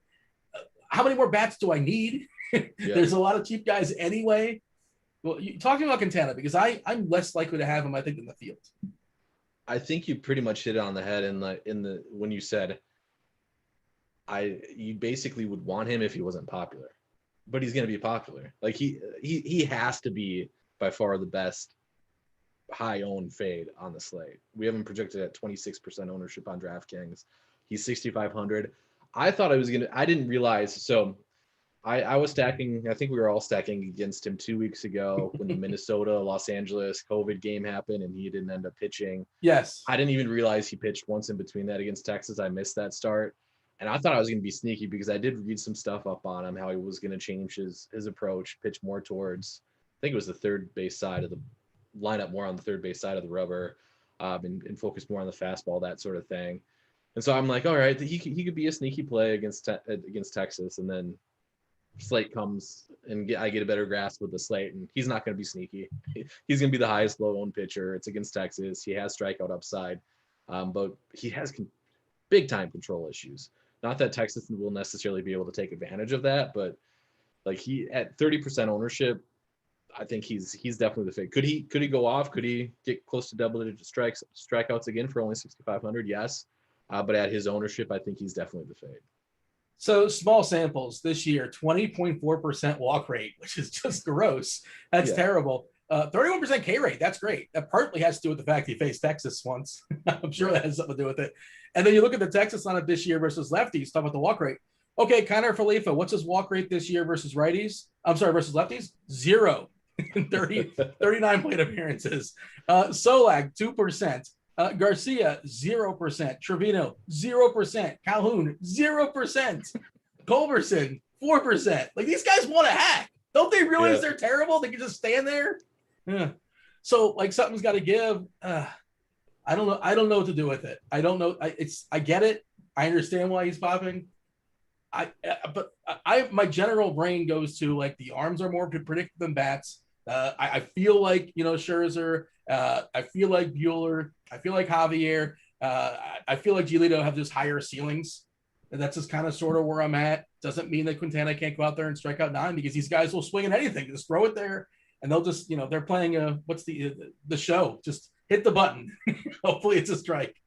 But is there anything else that's worth talking about as far as the pitchers? Because I think that's basically it. Did I miss something? No, and that's why Quintana's popping, right? Like, because anybody under Frankie Montas, it's ugly. Like, Aaron, you can make a case for Aaron Sanchez, but we don't know how long his leash is going to be. I pitched him last time out. He was pitching extremely well, and he got pulled at 67 pitches after 5 innings. Like, he doesn't have a huge strikeout upside, so he has to get through innings clean, which isn't necessarily going to obviously happen all the time. So he's pitching well, but the upside is just not there. And so if you're leaving upside on a 13-game slate where we have plenty of high upside pitchers, I just don't think you can do it. And that's why Quintana's popping again, because these guys under, like, who would you even? I don't even know the first. Ian Anderson, I think, is a guy you can entertain just because there's no Bryant, there's no Baez. The Cubs are not. I mean, it's not a great ballpark to pitch in, obviously, but Horner, a hitter we might consider a 2.5K, and DK is leading off. Then Contreras, Bodie, Rizzo with McDuffie, Jason Hayward. Marisnik is a better glove than he is a stick. Happ will strike out a ton. I think Anderson's, like, playable, but am I excited? That's it. Like, I don't need anybody else. Eflin, I guess you can play. You talk about the weather's not particularly great there for pitching necessarily. But why? People might play Paddock where he's cheap. Dude, Paddock hasn't been good. No. People might play him. He's just a name brand. Like, he's just 100%. We just labeled this guy that trap. Yeah, I did too. And then I started digging into it. I'm like, well, wait a second. This guy doesn't strike anybody out. Right. And he's really vulnerable to lefties. And I haven't seen Arizona's lineup, but I imagine. I got it right here. 1, 2, 3, 4, 5, 6 lefties. Yeah. That's like 4 too many. Yeah. We're not playing Paddock tonight. And that's it. Like, give the summary as far as pitchers. I haven't said hello to chat. What's up, chat? What up, YouTube? Please like, subscribe, turn on notifications. ask some questions. You guys can ask Mr. Tuttle what his thoughts are as far as the slate tonight. You can ask me as well. Devin, our fabulous multitasking producer, he's going to compile those questions. Make them specific or make them broad. Tell us, if nothing else, is it for DK? Is it for Super Draft? Hey, we have Super Draft now on, if you guys are playing over there, we have that in Lineup HQ. There you go. DK, FanDuel, Cash, Tournament, all that good stuff. The more details, the easier it is to answer the question. Or a broad question, like, how do you feel about stacking on this slate? What is a stack, Tuttle? Because people say stack. Is it a 3-person stack? Is it a 4-person stack? What constitutes a stack? Because that is such a generic term that, like, who has time to get into details? But, like, there's different kinds of stacks, right? I consider 4 and up a stack. I differentiate anything less as a mini stack. 3 or 2, I'll say, you know, they're part of my mini stack. But four and up, so 4 or 5 is a full out stack. Do you have a general lean, or is it sort of like dependent upon a particular slate, dependent on a particular lineup? Do you like 3-3-2? Do you want to go 5-3, or is it just sort of like it's just whatever the slate gives you? It depends on the slate. I definitely lean more of the 5x, whether that's 5-1-1, 1-5-2, 5-3. Typically full out stack, but I will say that it has not been a recipe for a lot of success lately. Like, especially on some of the smaller slates that we've had. I feel like I don't have the stats in front of me, but I feel like scoring in general has been down so far this season, and that has hurt the 5-man stacks for sure. Yeah, I like the homer hunt, and I tend to like be like the 4-2-2 type. I just tend to be that, or like the 3-3-2, or even 3-3-1-1. Is that a stack? I don't know what that is, but it's not. I don't go 1-1-1-1. I don't do that. Like, you know, in theory, you probably could do that with an optimal at the end of the night, but half those players you never even considered. But it's baseball and weird things happen. Give us a summary as far as pitchers before we move on to the sticks. We'll go around the horn. Yeah, so pitchers, Lucas Giolito is going to be stone chalk. On DraftKings, he's the SP1 on FanDuel as well. Scherzer's going to be a little bit less owned. I do not personally like him. Dean kind of has some consideration for him.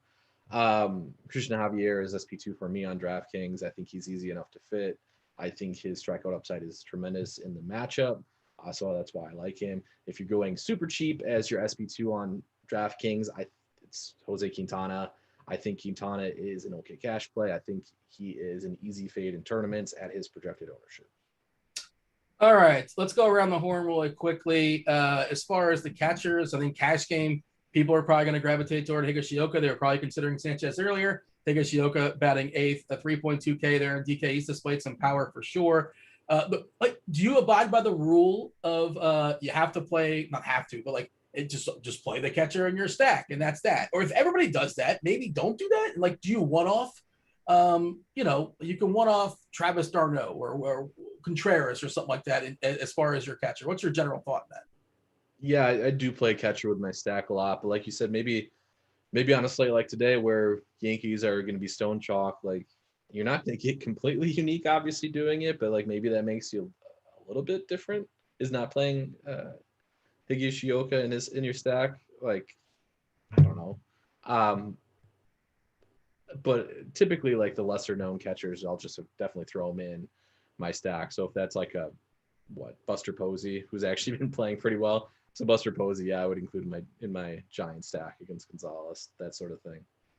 Yeah, I mean, typically you like Posey versus a righty, and he's been good this year. And we got to give it up to Buster Posey. We thought he was like basically Dunzo for the last couple of years or so, getting a bit of a revival out there.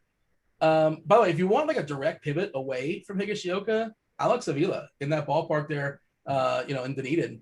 It's $100 cheaper. That's one way to be different. There you go. I'm not saying that's going to work out necessarily, but I don't think that's the worst idea. Any other thoughts as far as catcher if you're spending up as a one-off, an a la carte play? Anybody else kind of pop for you? Grandal versus Urania. Urania pretty vulnerable to lefty sticks. Batting 6th at home. Could be worse. Could be better. They lost Luis Robert for the record, by the way. If you look at their lineup, Jake Lamb is batting behind Grandal in the 7th spot. Robert is on the IL. Any other thoughts as far as catcher? Is it basically, what we gave out so far? Yeah, I mean, I do like the high priced options like Real Muto too.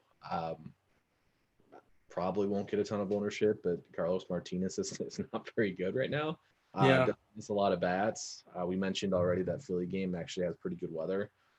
So Real Muto I do think is a very, very good option. I was eyeing up some Miami mini stacks or one-offs. And I don't think Sandy Leon is the worst play in the world at 2,400. Like, he's not a good hitter. Yeah. But Adrian Hauser does not strike people out. He's struggles with control a little bit too. So, like, if not a ton of power upside, but it's a good park.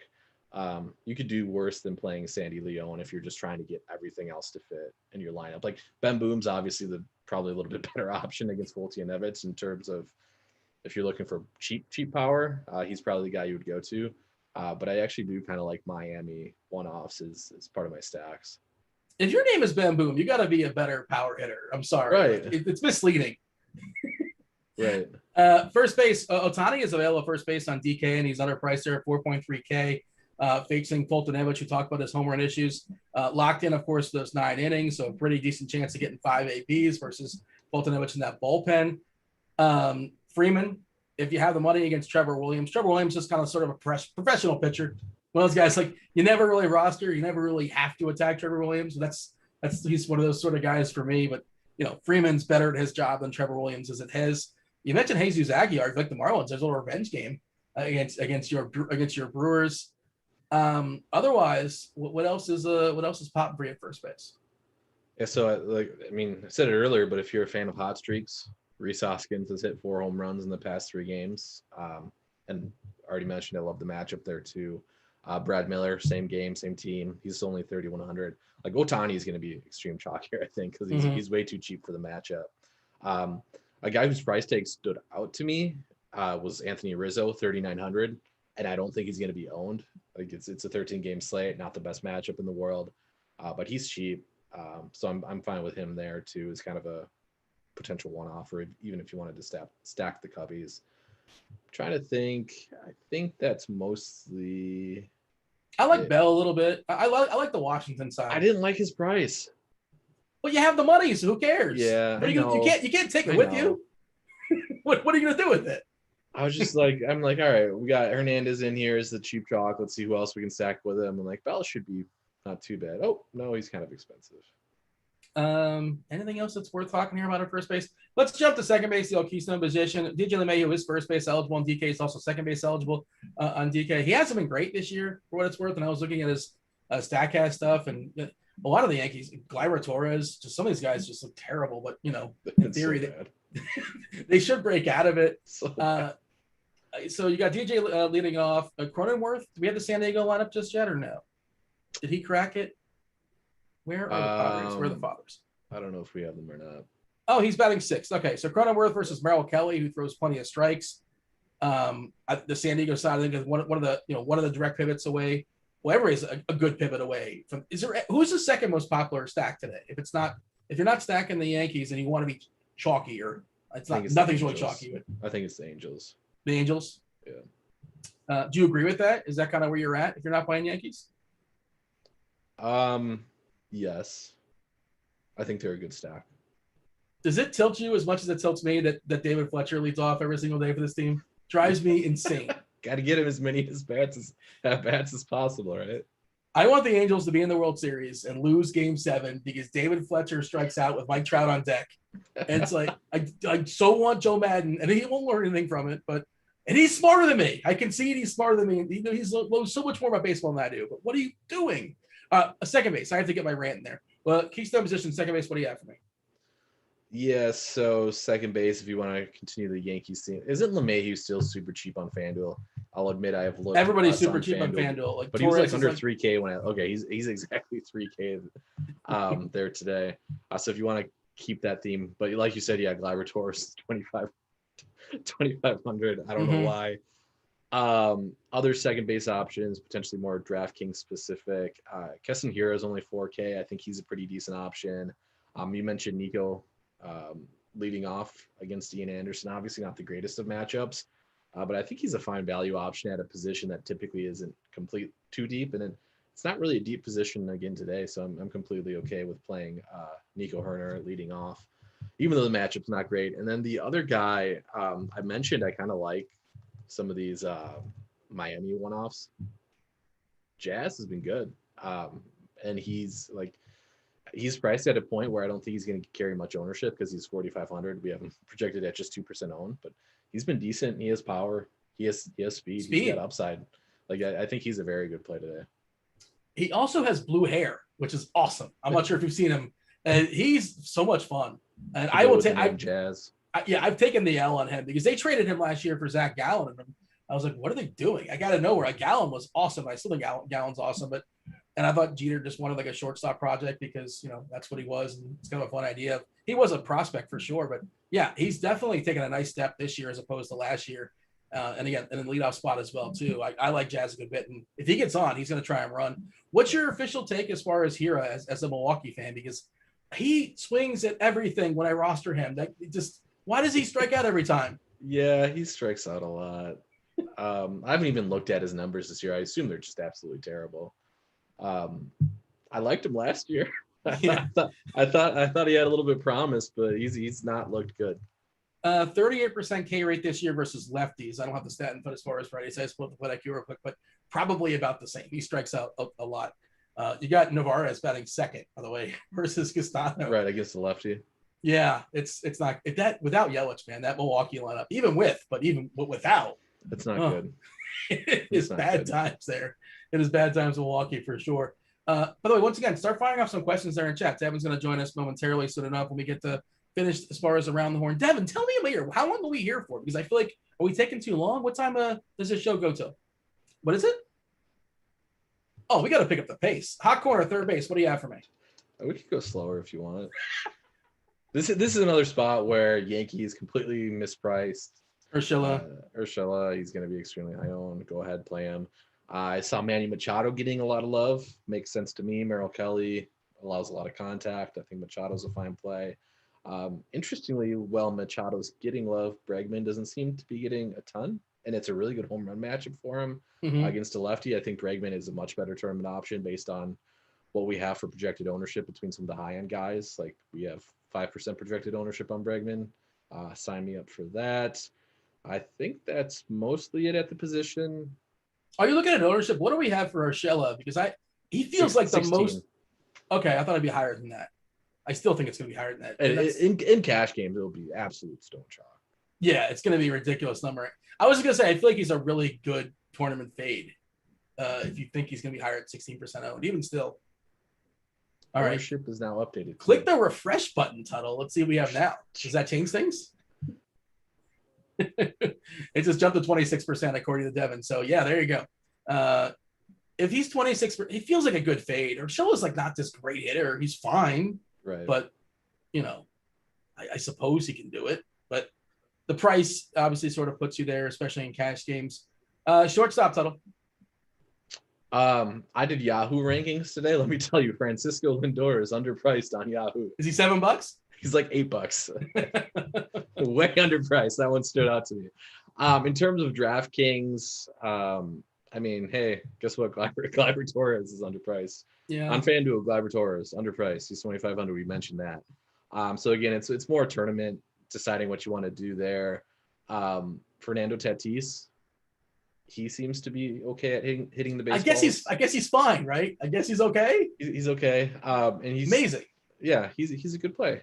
We do have him projected as the highest owned player at the position. But he's awesome. Corey Seager's fine against Hoffman. We haven't talked about the Dodgers very much, but it's obviously a good matchup for them as well.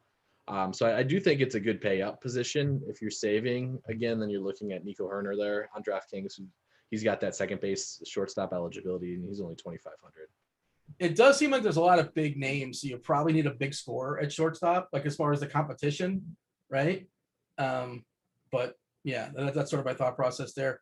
And yeah, we haven't talked about the Dodgers. They're always a thing, obviously. Did we get Lux? I think Lux is supposed to be back tonight. We don't have a lineup just yet. He may be available. Hoffman's been better. He got out of course and he's been better. Sure. We'll give him that. But he's still Jeff Hoffman, and they're still the Dodgers, I suppose. I like Turner. I'm a sucker for leadoff guys that can do everything on the road. Like, who doesn't like that? And I'm not afraid of the combination of Thornton and Tommy Malone. So I know he got hit in the hand, I believe, Turner, but he's fine. He's in the lineup. He's good to go. And he's my tournament pivot. I do like the Nationals a little bit tonight. They're probably one of my ways to get away from the Yankees, but I will for sure play some Yankees because I can be a chalk donkey at times. Knock out the outfield. Yeah, so we mentioned him already a lot. Yadiel Hernandez is only 2K on DraftKings. He's probably going to be a centerpiece of cash game lineups. Completely fine with that. He's a fine tournament fade. I mentioned I like him. I think he's good chalk. He has power, but I like any hitter that's going to be fairly high owned, and more importantly, he'll be used a lot in the same lineup construction, right? So if you have a lineup construction that's paying up twice a pitcher and throughout the order, he's going to be extremely high owned. So I do like just pivoting off of him, even if you're just doing it with like Odubel Herrera. Like Odubel Herrera can hit a home run tonight against Carlos Martinez in Coors. Not in Coors, in St. Louis? Yeah. Is he as good of a play? No. Is he going to project as well? No. But like, hey, it's baseball variance. Yeah. 2K. Yeah. Right. So like that's an easy way to pivot off of, or just differentiate your lineup just based on that, because people are going to, like 80% of people are going to play Hernandez in that sort of lineup construction. Yankees bats, obviously, once again, Tyrone Taylor, 2,400. He's a fine tournament option as well. Otani, if you're not playing him at first base, he's only 4,300. Very good play. Avisal Garcia's 3,500. Aaron Hicks, 3K. Austin Meadows, 3.6. Plenty of options in the outfield for sure. All right. I do want to bring in the questions from chat, and I also want to bring Devin in. Before we do that, give me your thoughts as far as stacks tonight. Yeah, so I like the chalk stack. I like Yankees. Whatever. If we're going, but you're also playing a smaller field, and that's worth noting. Yes, right? yes. If you want the lesser owned stack, I like Philadelphia quite a bit. Is my lesser owned stack. It'll be interesting to see where ownership comes in. I'll give Slate IQ an uplit date here to see what we have for projected ownership on them. But I do like them. I do like. There was somebody else I wanted to mention. I like the Miami.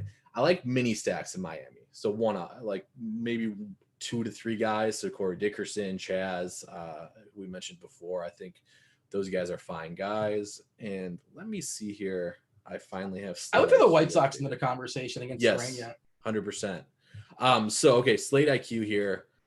I'm sorting by total ownership, and Philly is coming in at 16.2% for total ownership. I think they're excellent Wow. tournament play.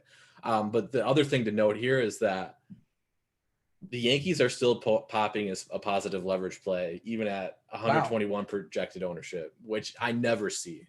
And it's because they're a winner on this slate 12.3% of the time, which again is insane. So like a 13-game slate, and that's it's not expected to happen.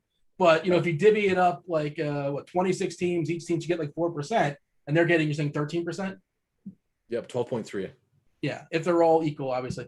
All right, but let's bring Devin in. He's got a bunch of questions compiled there from chat. Thank you for sharing, and keep firing away. Maybe we'll knock these out pretty quickly.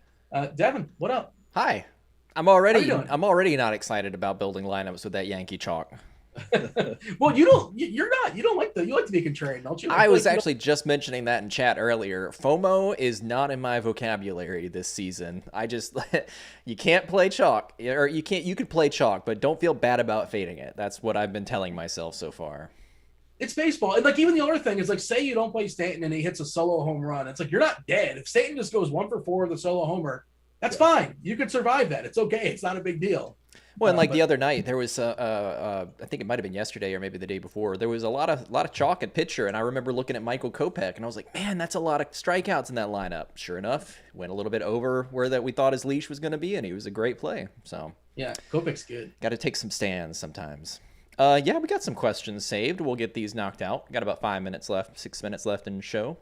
Eric wants to know, are we playing any Detroit stacks? Are they today's Marlins? I will say no. You don't want to go out on that limb? No, no chance. I also said no to the Marlins for what it's worth. Scoreboard. I was wrong. Tuttle, can we bait you with any Marlins? Or any Detroit stacks, I should say?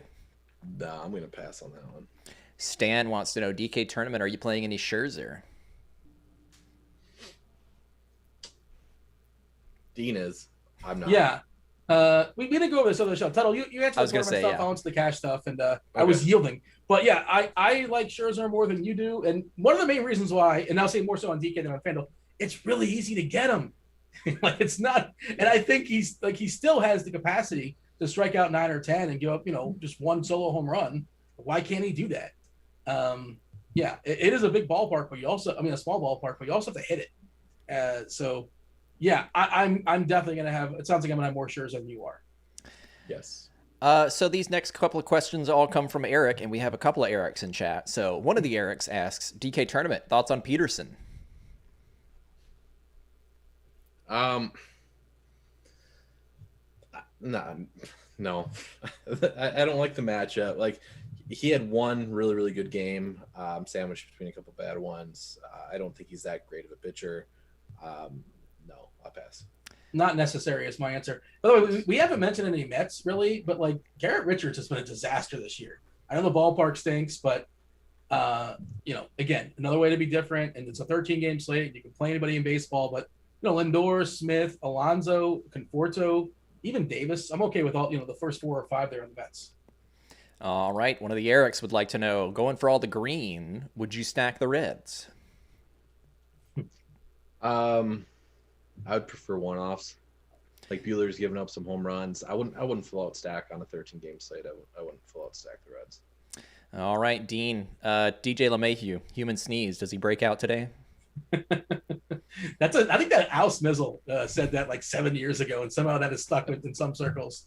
Because when you say his name, it sounds like a sneeze, allegedly. I don't know if that has anybody ever actually played that out. I mean, it's like the best one you could come up with, right? Like, I mean, it's it's not terrible. But like that can work with any name, like Zimmerman. Bichette. I don't know, but somehow that works. Like, he's been bad, and he's on my favorite spot. I like leadoff hitters on the road in good ballparks and have a good shot at 5 ABs. So I'm certainly going to have some. I'm more likely to have him on FanDuel than I am on DK because of price reasons. Doesn't mean you can't. Again, it's not that hard to get them if you want to, but I'll have some begrudgingly. There you go. That's my endorsement of DJ LeMahieu. We got the begrudgingly. I have a nasty habit of sneezing at least 6 or so times when I sneeze, so I might start trying to sneeze a full starting lineup when I sneeze. Let's see. Jay wants to know, DK single entry, are the Yankees chalk with an Angels mini stack viable, or would you just fade the Yankees altogether? I'm completely fine with the Yankees in single entry. Stan wants to know, DK tournament, any interest in San Fran bats? They're not bad. Kind of similar to what I said with Cincinnati. I'd probably just use them as 1 or 2 offs. If you wanted to try to hunt for some home runs with Yastrzemski and possibly even Posey. But I wouldn't full out stack on a 13-gamer. I'll just say Belt's really cheap on DK at 3.3. Yes. All right. Eric would like to know, one of the Erics, any love for Nico Horner tonight? He's going to crack lineups. He's on the road. He's batting leadoff. Is he a professional hitter? He's got a fun name. He is a man with a bat. He will be holding a piece of wood, and presumably he's been trained to swing it appropriately. Presumably. To hit the ball and make positive contact. He's 2.5K, and he also fulfills several positions, second base and shortstop. We talked about shortstop being pretty top heavy, so I don't know. Maybe at second you play him. I'm going to have some, again, just because he makes things work, not because I think he's fabulous. Thoughts, Tuttle? Yes, exactly. What you said. You nailed it, Dean. I listen. Nico Horner. Let's get on to some stack questions. One of the Erics would like to know, DK single entry, favorite stack. I know we touched on Detroit, didn't get any bites out of that one. No. Yeah, it's Philly for me if you're looking for low owned. Yeah, I think Yankees are fine single entry, but if you're looking low owned, it's Phillies for me.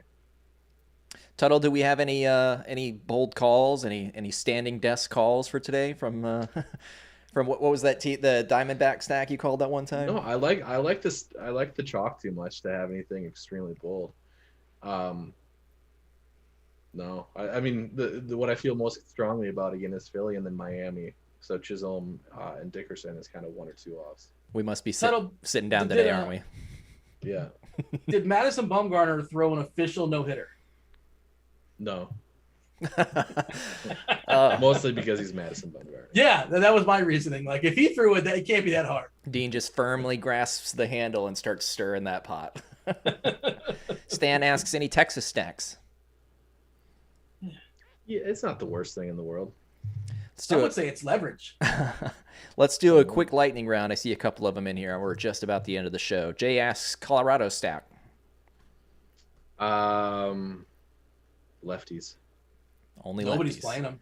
Jason, No one's playing Colorado. Jason asks, SP2 for DK. Thoughts on Aaron Sanchez? Or is that Anibal Sanchez? It's Aaron, not for me. Not for me. All right. Favorite punt catchers? Sandy Leone, baby. I'm going to say Higashioka and Alex Avila. All right. Well, that's about end of the show, Dean. So why don't you go ahead and take us home? All right. Appreciate y'all participating, asking questions. We do appreciate it. It makes the show a lot more fun, more interactive. We do like that. We do appreciate a like and a subscribe, turn on notifications. That works as well, too. If you guys are premium members, fire up the old crunch time. That'll be starting in about 10 minutes or so. Dual sport crunch time. You got Andy Means talking some basketball. You got baseball being covered by STL Cards with the weather knocked out by Kevin Roth, chief meteorologist here. Yeah, that's it. That's the show. We do appreciate y'all watching. That was Tuttle. Thanks, Tuttle, for stepping in, pinch hitting last minute there. We appreciate it. Devin for producing. This was baseball. I was Dean. We're out of here. Oh.